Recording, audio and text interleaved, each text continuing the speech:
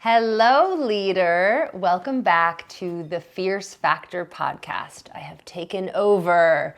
You are tuning into a special podcast takeover series called Develop Your Voice of Impact. Over 3 Power Pack sessions, I am going to teach you how to become a more confident, engaging, and dynamic communicator online, in person, and on stage. My name is Krista Donargo, and I am a strategic growth advisor who coaches alongside Kaylee and our expert advisory team at KLC. While my job is to help inspiring and intentional female entrepreneurs cross their next $1 million milestone this year, the cornerstone of work I do with our clients is built around guiding them to be more inspiring leaders in all aspects of their business and life. I spend my days coaching high-growth women on executive presence and persuasive communication. I've worked with Fortune 500 leaders, corporate CEOs, and incredibly talented female founders who are all brilliant at their craft, but not always as confident communicating in high-pressure situations. If you're someone who's ready to be more engaging on social, more inspiring for your team, and more magnetizing when you're in the spotlight, this week's podcast is for you. So let's dive in. Before Sara Blakely ever built Spanx, her life looked nothing like a success story. She had big goals and kept missing the mark. She wanted to be a lawyer, studied hard for her LSAT, and failed not once, but twice. She auditioned at Disney, yes, hoping to be Snoopy or Goofy, and was told she was too short. They offered her a role as a chipmunk instead. She turned them down. What she ended up doing for the next 7 years was selling fax machines door to door. Imagine that. Walking into offices uninvited, getting rejected all day long, being told over and over again, no. But here's the part that matters. Instead of internalizing rejection as failure, she treated it like training. She learned how to hear no without losing confidence. She learned how to keep showing up anyway.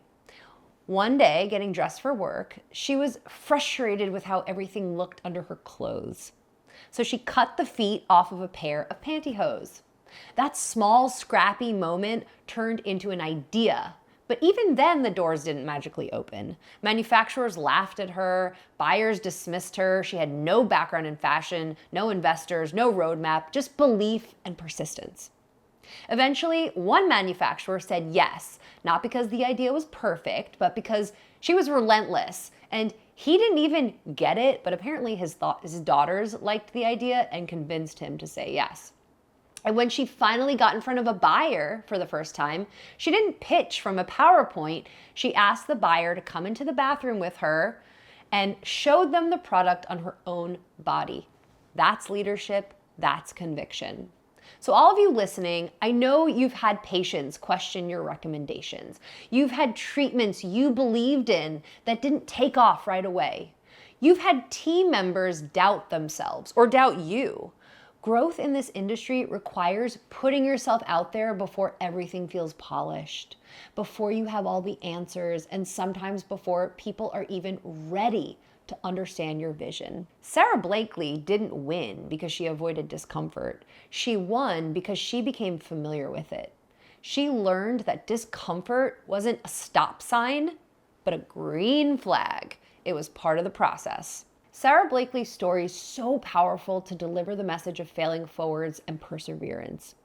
If you know me or have worked with me, you probably already know that I love teaching the power and impact of storytelling, not just in our industry, but as a key tool in communication.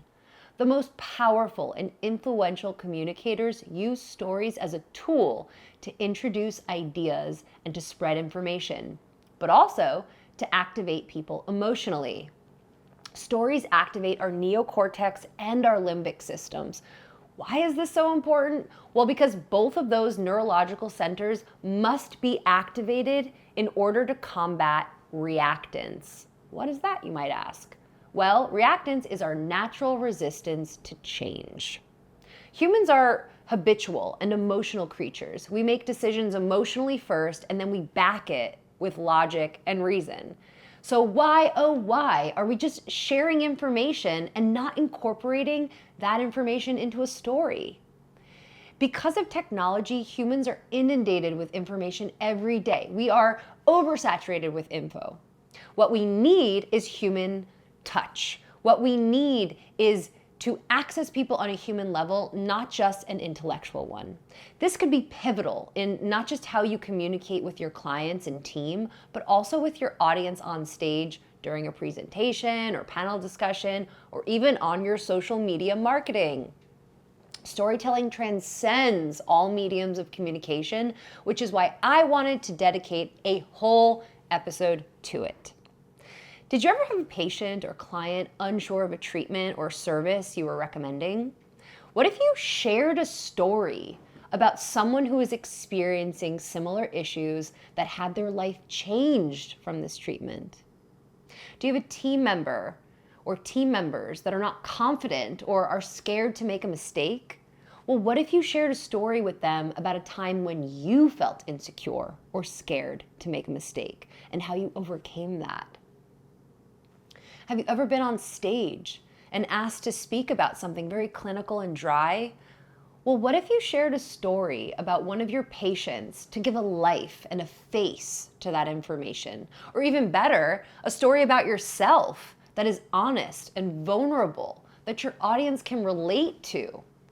Or what if on social media, instead of marketing the individual services that you offer like everyone else, what if you shared stories about the people whose lives were improved?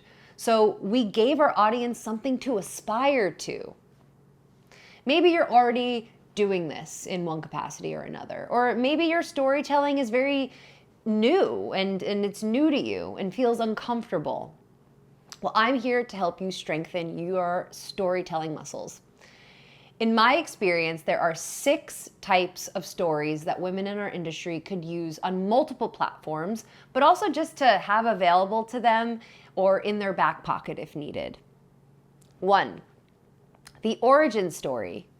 The story of how your business came to exist and what it stands for. What does it stand against? Why? How was it birthed? The leadership story, your point of view and the standards as told during a time when you had to lead your team or anyone in your life through something impactful. Or how about a client identity story? Who clients become after working with you. This one is really exciting, and that's a tool that you can use in consultations, but also on stage, in trainings, or in social media. The crucible story, a defining belief or shifting moment. Often it's leading the listener through a challenging time. Or my favorite, a pie in the face story, a story of failure. This one is great for on stage training situations or even for a team member who needs to hear that even you were not always perfect. Or lastly, a value story, a story about your mission and values and how that leads the way through all the noise in our industry, myth busting, or even a time when you had to choose a harder path to uphold your integrity and values. Now, these are just some of the categories of stories you can tell. I love storytelling because it's an art, it's not a science, and we all have stories. I often work with clients who say to me, Krista, I want to tell stories, but I don't have any. Or I don't know how to shape this experience to be concise and impactful. That's where I come in, and I can help you shape and edit those experiences into short and digestible stories that have messages that align with what you are trying to communicate. It's a skill that anyone can learn and develop, but it does take some practice. The other part of storytelling is delivering your story in a connected and engaging way that keeps people listening and relating to you. And that can be learned as well, but it certainly takes practice. When I help coach people, delivery is a huge part of what we will practice together. Because the truth is, if you're not connected to the words you're speaking, and if you don't sound like you care, no one will either. If stories are something you'd like to integrate into your speeches, podcasts, social media posts, or even just in conversation with your patients and team, then I can help you identify the stories you'd like to tell and help you develop and deliver them in an engaging way. Stories are powerful tools that can really add to all of your impact in the world, and I'm so excited to hear yours. Okay, goddess. If you're nodding your head, feeling the pull to expand your voice in a way that matches the level of leadership you desire, I have a brand new offer for you. For a limited time, KLC will be offering brand new Voice of Impact mini intensives. These are personalized one-on-one coaching sessions designed for high-performing founders who are done playing small with their communication.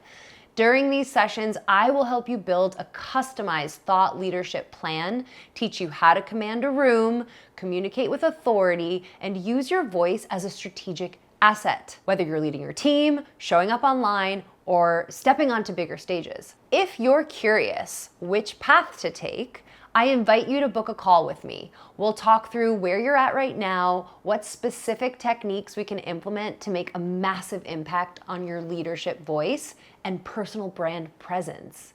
You can head to klcconsultants.com/leadershipvoice to learn more about our Voice of Impact mini intensives and book your call in the show notes.